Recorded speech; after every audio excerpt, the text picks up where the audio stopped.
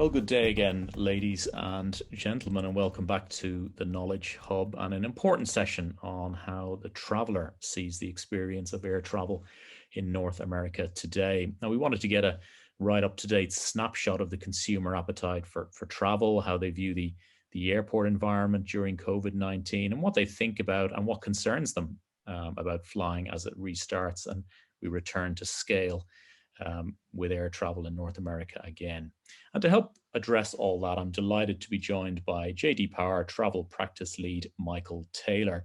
JD Power, as many of you will know, is a data analytics and consumer intelligence company that works across many fields, including travel. And Michael works with the company's clients around the world in the airline, airport, and car rental segments, and also develops insights on topics such as concessions, services, and security. He's also worked with nearly all of the major North American airlines and rental car companies to measure and manage customer satisfaction and loyalty. So to begin today, we're going to introduce JD Power's latest findings on airport customer satisfaction, leaving time for a few minutes of Q&A at the end. And we encourage you to type in a question or make a comment via the Q&A button on your screen. So can we roll the video, please?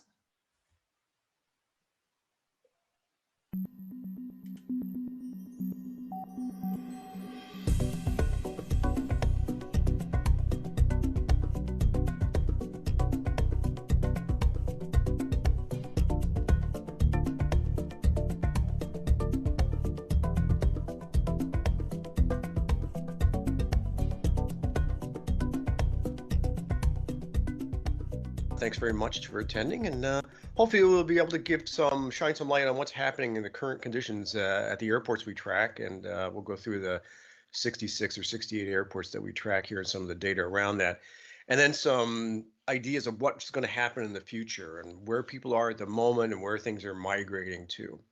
So anyway, just a little bit of a background.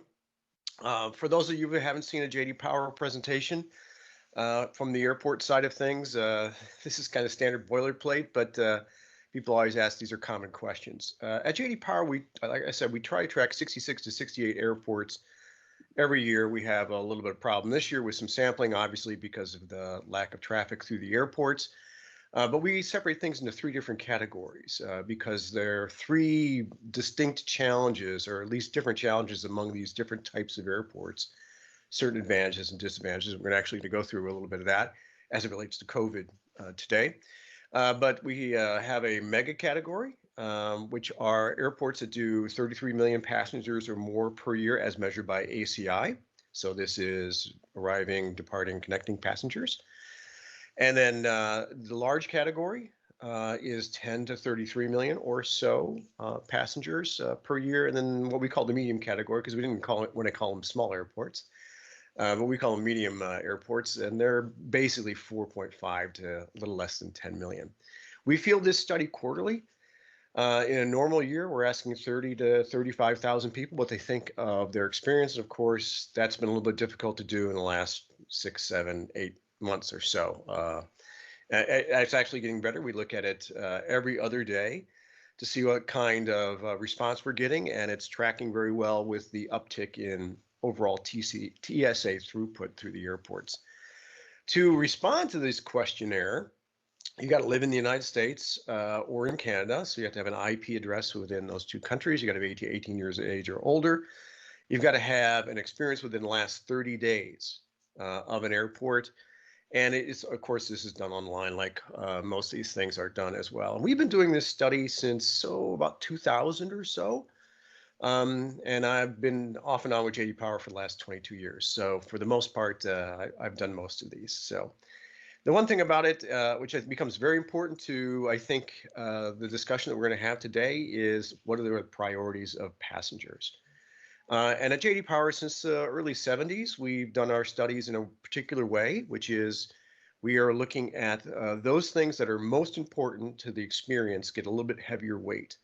And it's based on regression analysis, the beta weights of, what people feel about how long it takes to get to the airport or how long it takes to get through TSA, how much that impacts their overall satisfaction. So we run this regression analysis and create a model for the airports. You can see on the left-hand side for O&D passengers, what's important. And 26% of satisfaction is determined by their experience in the terminal facilities themselves. So this is actually the physical building. How clean is the bathroom? Are there things to do in the airports? How clean is the concourse? Those kinds of questions.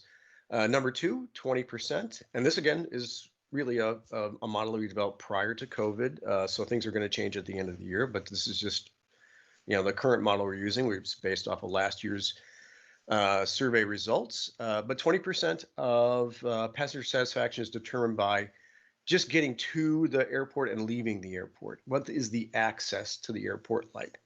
And that access also has a relative effect on other experiences in the airport, which we'll talk about in a couple of minutes, especially on that food, beverage, and retail score.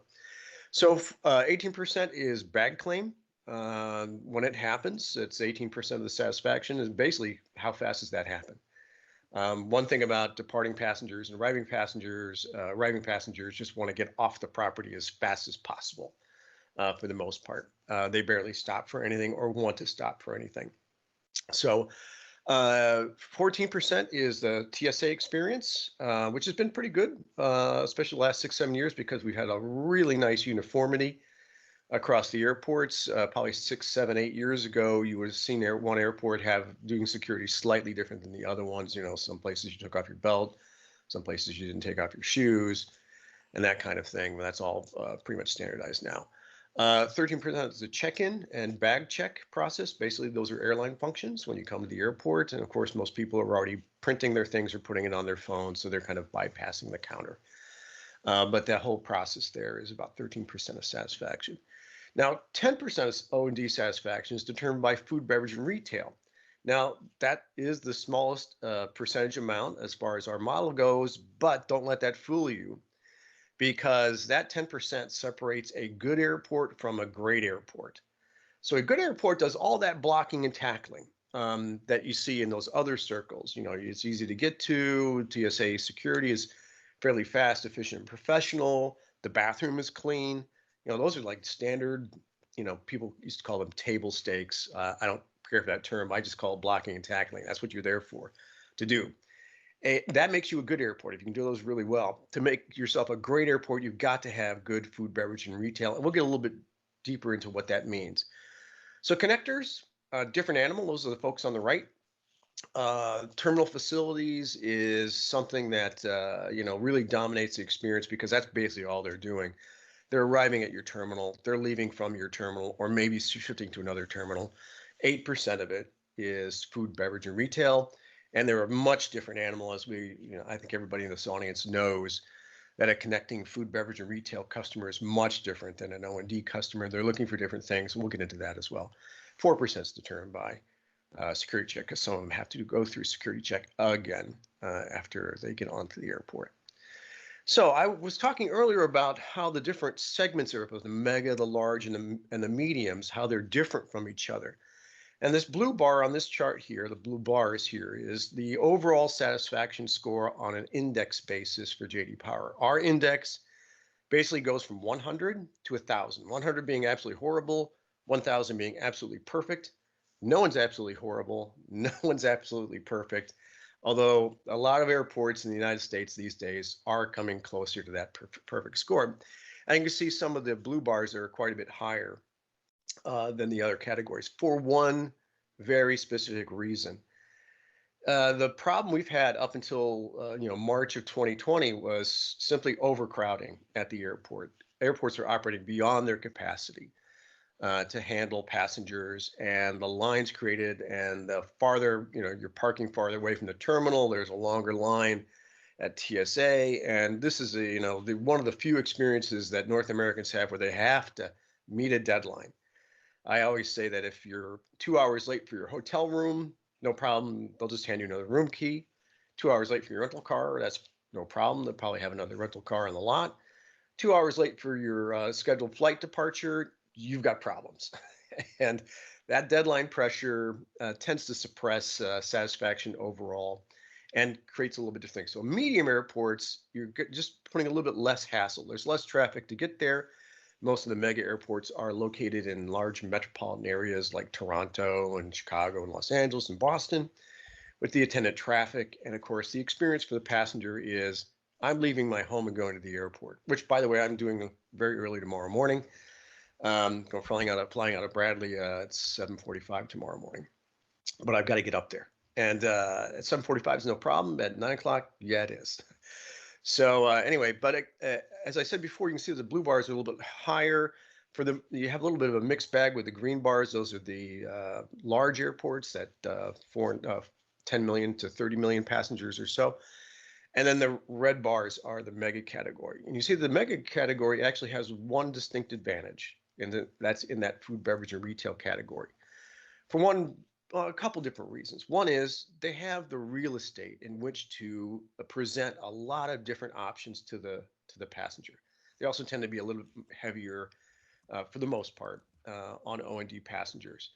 But they've got the real estate and they've got the foot traffic to offer different kinds of things to the passenger as they're on the airport. And I say, if you're sushi, favorite of mine, great.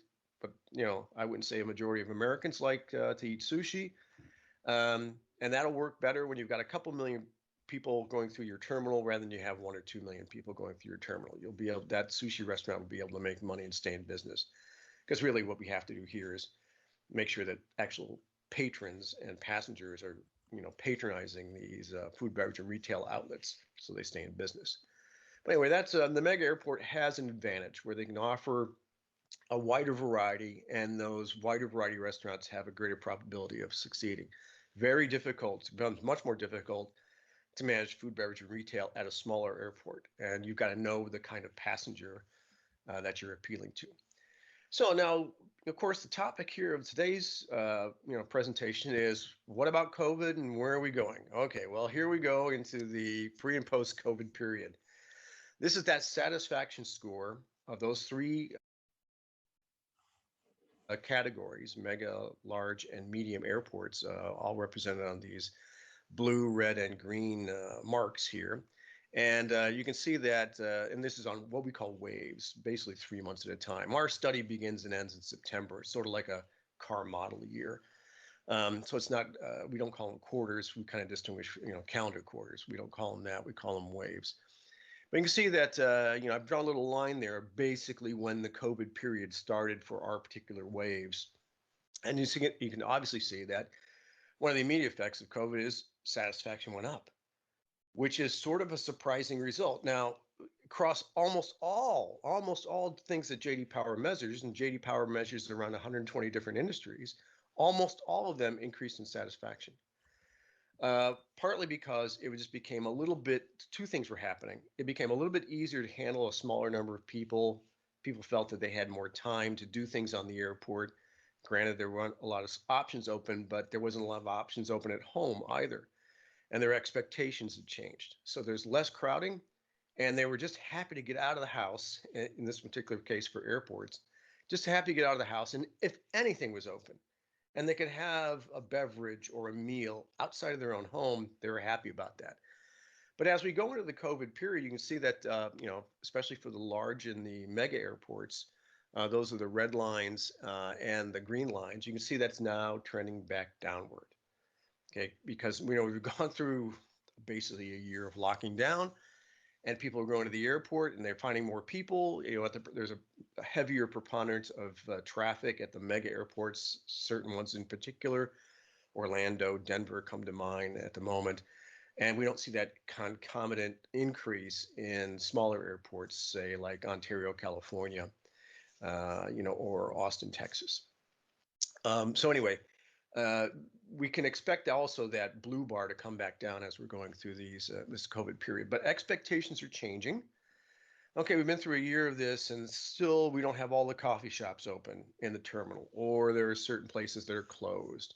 Now, of course, that's changing very rapidly in this environment. And I've got some data that we're going to show you that's kind of an hourly type of thing that we do with airports.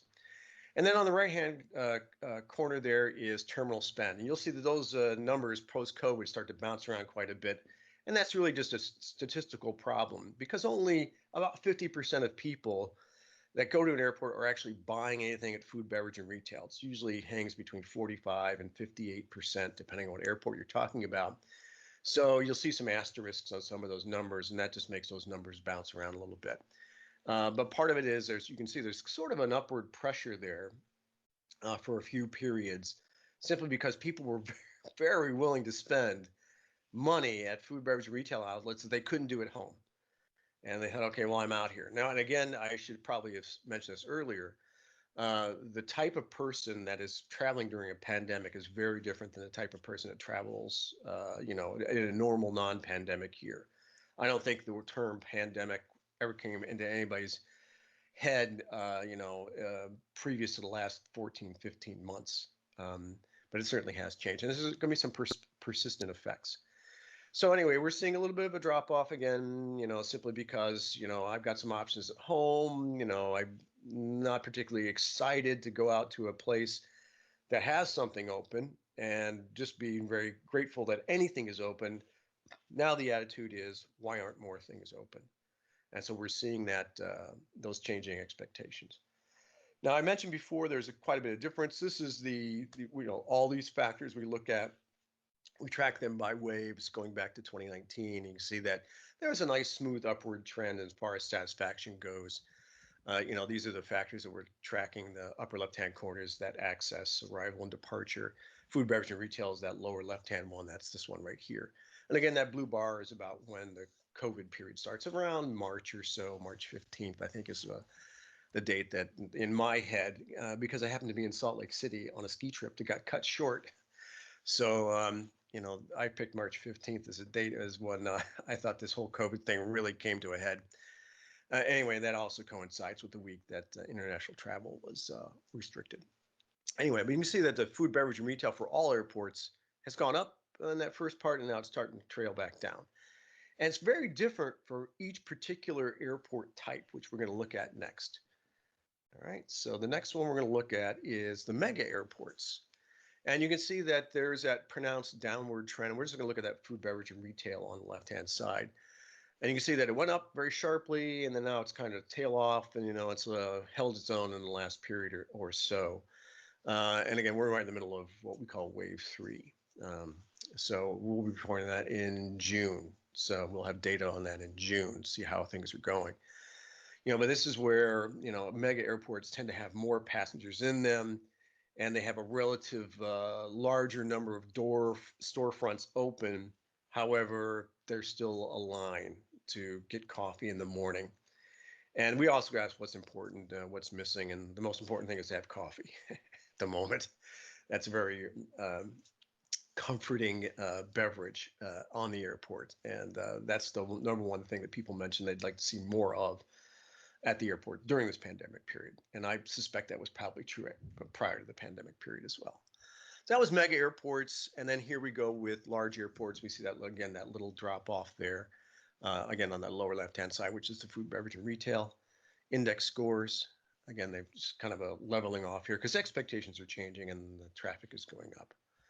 And then finally, here we are with medium airports, which kind of hit a high and have stayed on that high. Again, so these will change quite a bit as we go through the pandemic period. So the takeaway for all these last few charts is that expectations are changing as we get into this vaccine period or the end of the pandemic. And if you've ever heard any of my webinars or podcasts that I do, I always say every pandemic in the history of the world has ended. This one will end as well. And so we kind of have to plan for that. So there's going to be some changing expectations. We're going to go back to the problems we'd actually like to have, which is, we have too many customers and people are waiting in line, and people can't get what they want in an orderly fashion. So that's a good problem to have. We want to be able to solve that problem.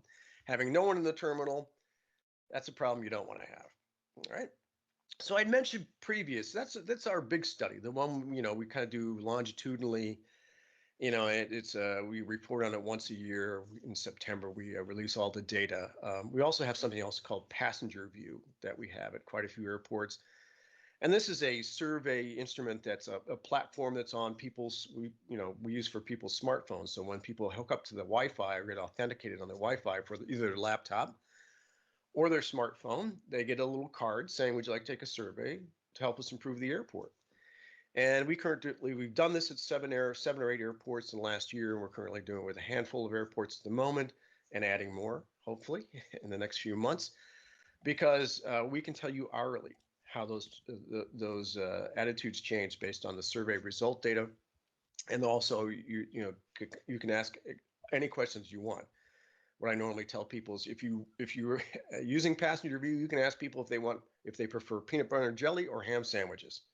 That's not a question we're going to ask in our big study, basically because it would have no effect on satisfaction at all. But if that's the kind of thing you want to know, or what storefront they would like to see, or what service is missing on the airport, or what service isn't open that they really want, then you can really identify that extraordinarily quickly. And we get thousands and thousands of responses a day, thousands of responses, 1,000 or so, a little over 1,000 or so at some of the bigger airports, smaller airports, around a couple hundred per day. So the data changed quite a bit. One of the questions we ask is, how concerned are you that you're going to be exposed to COVID-19 while you're traveling? Again, this is traveling. These are people traveling. They're already in airports. They're answering on their cell phones while sitting in an airport. And the green lines here are from data from December, about 1,200 respondents or so, just in 1 week in December. I just picked one of them at random. And you can see that, from 1 to 10, 1 is I'm not concerned about it at all. 10 is I'm very concerned. And that green bar, back then was about 18% of people say I'm completely unconcerned, and about 17%, or about an equal number of people, were saying I was very concerned. Well, that shifted quite a bit. The blue bar is a couple of weeks ago now, I guess. And the numbers are slightly improved, by the way, this week. Every Friday I look at these numbers. Last Friday they were slightly improved, but these are very representative of the current week, I believe. So the unconcerned is going up to 27%, and the really concerned is going down. So it's like a 3-to-1 ratio. Some airports are doing 4-to-1, 5-to-1. It all depends. So people on the East Coast, still a little more concerned about catching COVID. People on the West Coast, who have that recent flare-up to worry about. There's also about the same category, and the people in the Midwest are kind of getting over it, just to coin a phrase. Anyway, but things are improving. Things are really looking up as far as people's attitudes. And now that the vaccine is here, and we're gonna see some questions about the vaccine in a minute. Now the vaccine is here, it's really starting to shift, public sentiment, especially about travel. And there's going to be, I believe, a pent-up demand for travel. Revenge travel, if you wish, as someone once said to me last week. It's talking about the vaccine. We asked people if it would make a difference in their travel plans, and there's a couple ways that we constructed this question. Is first one is, I'm going to travel as often as I have in the past. Now, one thing I had mentioned previously, and I want to reinforce right here, is person traveling during a pandemic is not necessarily the same type of person who's traveling in a normal period. So there is that sum. This isn't representative of the U.S. population. This is representative of the U.S. population that's moving through airports, and Canadian populations, by the way. But these numbers haven't changed since we've been asking this question for the last several months. Basically, 33% said, "Hey, it doesn't matter to me. I'm going. I'm getting on a plane and I'm going wherever I can." And then some people say that the vaccine will allow me to travel more, is 27%, and some say, I just don't really care. So that head and shoulders look to these questions hasn't changed at all. Since we've been doing this we've been asking this question for 3 or 4 months at various airports. We have tens of thousands of responses on this. Hasn't moved at all. So we asked people, what are you going to do in the future especially about mask use? About 21%, about 1 in 5 say I'm going to stop immediately. As soon as I am allowed, as soon as my mask mandate drops in my city, county, state, whatever it happens to be, I'm doing it. I'm, by the way, one of these 21%. I'm having a mask burning party as soon as I possibly can. And then about 42%, you see that green line there, 42% of people said, I'm going to wear a mask through all of 21. I don't care what anybody in charge says.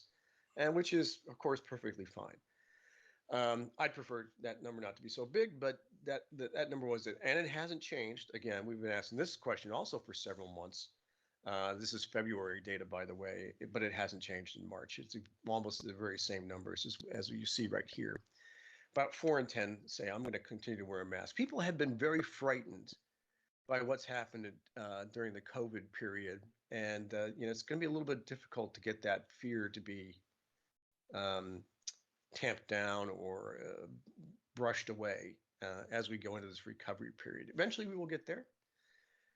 Again, if you've heard some of my podcasts and some of my webinars that I participate in, the Spanish flu happened a little over 100 years ago, killed many, many more times. 20 million people or so died. And no one thought about it for probably the last 80 years. It's gone out of memory. In fact, the Spanish flu is actually quite literally still around. It just isn't lethal anymore. And that's what's going to happen here with COVID. That's what happens with every virus. Mutates until it doesn't, become lethal anymore.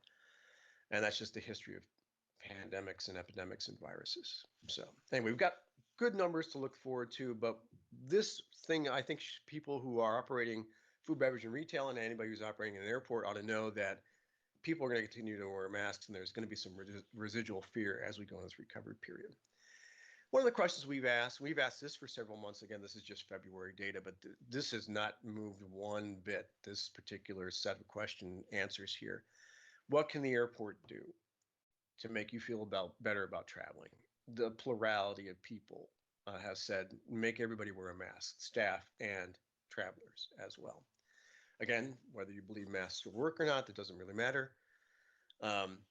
This is what people are mostly concerned about. So persisting with a mask policy might be the wisest thing to do as we go into this recovery period and all the way through 2021, because you're going to be, again, signaling to everybody if you want to call it signaling, that, you're still taking this seriously and you're doing everything you can possibly do to prevent it. I'd prefer, of course, just personally, that we just drop all this mask stuff immediately. However, that's not the business I'm in. The business I'm in is trying to determine what people, the general population feels. General population feels, this traveling, that is, through airports, says make people wear a mask. Anyway, the other things dwarf in comparison. So improving services. The other things that aren't in these data here, aren't in this presentation, some of the other things we've done at J.D. Power is that people are more concerned about catching COVID from someone else, a person, than they are from getting it from a surface or the environment, wherever they might happen to be. The number one area, in the airport experience or in the travel experience, where people are most concerned about catching COVID is on the aircraft itself, simply because it's a confined space that you can't, socially distance very well in that confined space. That's far and away where people are most concerned about catching COVID. Where they're least concerned about catching COVID, rental cars and hotel rooms. And our theory at J.D. Power is that folks are able to better control the personal space, who comes, who goes, who comes near me in my hotel room and in my rental car. Uber and Lyft and the other TNC type things, many multiples, somewhere in that mid-range between aircraft and rental car, to give you an example, simply because you don't know who was in there before, you don't know how well the driver is cleaning the car, that kind of thing. And of course, that's going to fade over time too, but currently that's where people are. And then we've been asking this question for months too, and the data hasn't really changed. So rental cars and hotel rooms where people feel the safest. The other thing we found in some other research that we've done at J.D. Power that I don't have charts on in this one is, what other things can help you alleviate your fear of COVID? And the ability to control your personal space, if someone hands you a antiseptic wipe or spray, or you get to do something yourself, even though things have been electrostatically, UV, hospital grade disinfection, that kind of thing is great to tell people that, they still don't trust you. They want to do it themselves. So giving that personal ability to police their own personal area is also important. So having the hand sanitizer handy, having wipes available, in addition to you doing your normal disinfecting, cleaning that everybody's been doing on the airport. So those are some of the things we've learned in some other J.D. Power research. So, okay, well, we're in this recovery period. Things are, going to be moving along. What's going to happen next? So, these are some of the things that this data suggests to us at JD Power here. Again, I want to reiterate that people traveling during a pandemic period are not the same as people in a post-pandemic period. So, and there's, it's just going to be a difference of, people. Some people will want to drop all the mask stuff immediately and say, hey, you don't have a mask mandate in the state of wherever you happen to be. Why is the airport or why is this restaurant making me wear a mask? Why do I have to have a mask to walk into your retail establishment? And that could be your policy. And you're going to be finding there's going to be some friction there that people will say, I don't have to do that. And it's up to you to determine how strict or how lenient you want to be on that mask policy. But you're going to be going along with the numbers of people if you enforce a mask policy longer. Okay. Anyway, you also want to make sure that your employees are exhibiting as best behavior as they possibly can, wearing the mask correctly, wearing as much as they can. Okay, so pulling it down and to talk to other people, or not having your nose covered, that kind of thing. That people notice that, not just the Karens of the world, but those people who are somewhat concerned about catching COVID and will be for the rest of 21, making your staff wear the stuff. If anybody's a badged employee, they should really, being very conscious that they want to make sure that they're signaling to that passenger, that, hey, we're still taking this seriously. And it's a signal at worst, and it's preventative at best, to continue a mask policy. So, and as we noticed in some of the data already, expectations are changing. They're like, hey, how come things aren't back to normal? We're going to get that pull towards normality. And satisfaction is going to decline. People are just not going to be as happy as they were that anything was open during, the month of December 2020. December of 2021 is going to be a much different story, hopefully. So you've got to also be expecting that. It's going to be, what have you done for me lately? And you should be 100% open to, whenever I want a service. Now, that may not be possible, may not be economically possible. That's going to be the attitude that's going to be changing. And so what was once a luxury during the pandemic period is going to become a necessity. And that's a great thing. Now, there's still going to be that little bit of friction if the airport can't be, as responsive, or you can't be as responsive in opening your storefronts as much as you can. Again, there's financial considerations, obviously. We found the airports have done a great job doing things about signaling and telling passengers what they've done to make them feel safe. And they have things on the floor, and they have signs everywhere, social distance and that kind of thing. And here's the 6-foot spacing rules. Those kinds of things. They talk about the types of materials that they're in disinfecting, some of the materials and processes they're disinfecting the airport or their storefronts or their properties with, and they've done a great job at that. We found that 30% of people, which is a big percentage in JD Power terms, think the brands that are doing these kinds of things, telling me what you've done about COVID, are doing a great job. That's a great number. So these rules are going to change, and you kind of have to roll with that. And then, of course, that's you've got to, improve your communication as much as possible. Communication is going to be key through all of 2021. And you've got to ride this longer than, ride it longer than the headlines, basically. So one of the other things that we've seen as we're coming out of this pandemic period that we think the data supports is, promote the good news. Things are getting better, things are opening. You want to merchandise your recovery plan. Even though if you're not sure when those things are going to be open or when they're going to be fully staffed or when your hours are going to return to normal, it's still, if you communicate that, for one thing, that people that come to the airport are there discontinuously. They don't come to that storefront every day like you do, okay, or your employees do. They're only there once a month, once every 6 weeks, once every 3 months, whatever it happens to be. But if you communicate that we're going to be opening these, where we have plans. Now, you may not be able to complete those plans. You may think, oh, we can't promise something we can't deliver. That's probably a secondary consideration. But having a positive outlook and communicating that positive outlook will be good. You also want to be able to communicate that you were there doing those things right throughout the pandemic. Celebrate your victories, basically, and tell people about it. Don't be shy. Don't hide your light under a bushel basket. You still have to handhold and inform as we go through this recovery period. Again, only 20% of people are willing to drop this thing immediately. The other 80% has got some concerns. Okay, so you got to be able to handle both people, but 80% of them would like to see something continue through 2021, basically. You ought to be able to have a strategy that calms people nerves because there's going to be more friction here.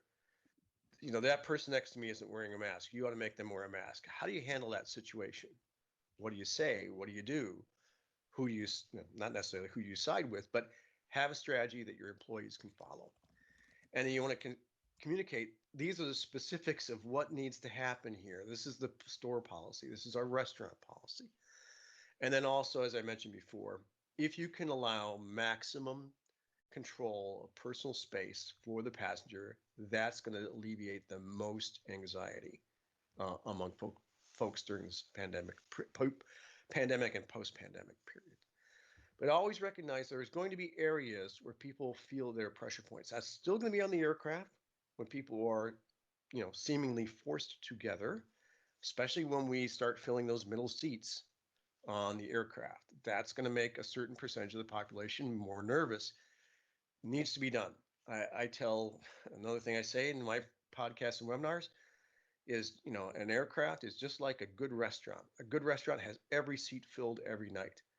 And a good airline has every seat filled on every flight. That's just good business. And that's what we need to get back to. But there's going to be, that's going to be the most pressure packed area. TSA lines are going to be a more pressure packed area.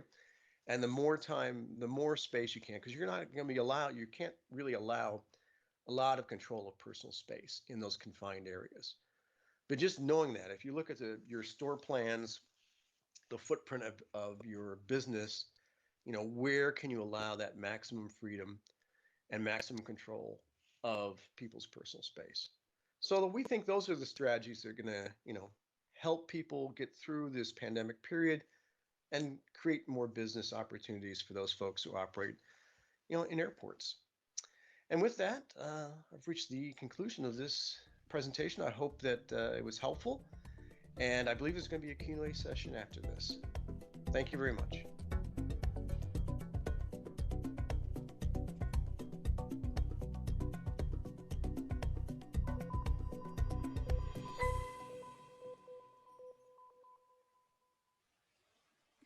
Thanks very much, Michael. A really valuable and succinct summary of where we are today.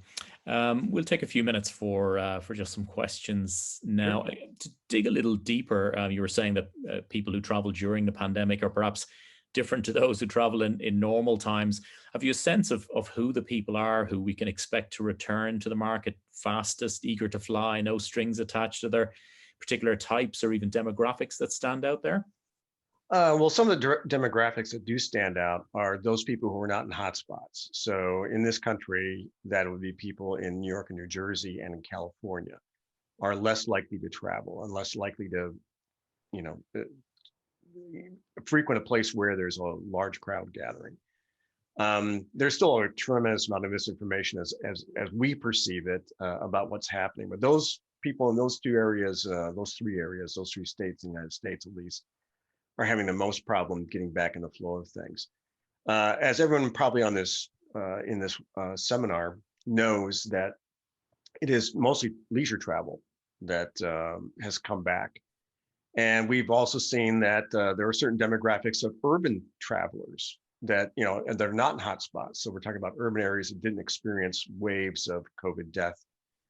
They are definitely patronizing the traditional vacation spots like Las Vegas and like Orlando. For those of you who follow the news, I mean, there are Kia rentals, a very small car here in the United States, renting for $300 a day in the Orlando market, simply because there's a demand for rental cars for people going on leisure trips in Orlando. And Las Vegas is experiencing a surge of travel as well, because they've loosened some of their restrictions on the Strip, and that's where people want to go. There is a pent-up demand for leisure travel. People are getting a little bit, stir crazy. And so we do see that currently in the numbers. And there are very particular airports in the United States, especially in the North American market, that are having a bigger surge of travel than others. So Denver is one of them, Orlando is one of them, Las Vegas is one of them. Yeah. One of the things you mentioned, you talked about brushing away fear. And I think someone else said earlier this week that uncertainty and unfamiliarity is our greatest enemy as we rebuild. I just wonder if you have a sense of whether people moving forward will want, accept, demand even that whole idea of digital health passports to enable them to travel, but also to feel more at ease with whether their fellow travelers are safe to fly with, because that I think will be an important component of the conversation, and even planning at regulatory level about who can travel where and when. And just have you a sense of what the consumer view, how the Sure. consumer views that? Yeah, we've actually asked that question. It wasn't it wasn't in the charts that I presented in this presentation, but we do ask that question about how people feel about digital vaccine passports. And 60% of people think it's a good idea. 62% of people, I think the last number I looked at was the last week, think it's a good idea. And we asked them, if you think it's a good idea, should it be required or not? And only half of the people think it should be required. So a majority of people think it's a good idea, but a minority of people think it ought to be required. So that's something I'm of the opinion that shouldn't be required at all. I don't think they're a particularly good idea. When I'm asked this question recently, I'm saying, well, again, all pandemics end, this one will as well. And by the time digital vaccines, really get implemented, I believe that the danger will be well past us. And that is the spot I would like to see us in. But as you saw earlier, and I'm not in the business of, communicating Michael Taylor's prejudices. Yeah. When we ask these thousands and thousands of people, again, 60% think it's a good idea. Only half of that, or about a third of the US and Canadian population, think it should be required. Just in terms of expectations, you said expectations are changing, and touched on I suppose, the digitalization of some elements of the airport journey, and that also comes under that comes the engagement with the traveler. Have you a sense of what the consumer thinks of how they're being engaged and sold to by airport service providers, and will that mean reinforcing that contactless element going forward? Because of course, in our industry, that has big consequences for quite Right. important sales tools like sampling, tasting of products, and so on. And I guess it's really whether the consumer is open to those elements in the future. And that's a two-sided coin. Part of it is the consumer does have some trepidation about going up and touching things still, even though surface contamination is very low on the scale. It's mostly physical contact with other people and sharing the same breathing space. That's where people seem to be most concerned about catching COVID. But at least in the United States, I've observed, I was in my local wine shop, and normally there's a table there where they have 3 or 4 wines, and I said, okay, I'll try that particular Riesling from Germany. And she goes, no, we can't pour them. We can just tell you about them, which was something of a disappointment. So it's a two-sided coin. Part of it here in the United States is the folks who are doing that sampling don't feel they can offer it to people because it might incur some liability on their part. And then secondly, there's a percentage of the population that doesn't want to touch this stuff anyway. Again, and part of it I mentioned in this pre-recorded spot was that people want to have as maximum control over their personal environment, and they're mostly nervous about where they haven't been able to control who comes in and out of it. Yeah. And so you don't know who is touching that bottle, prior to you. And that's where the most concern comes in.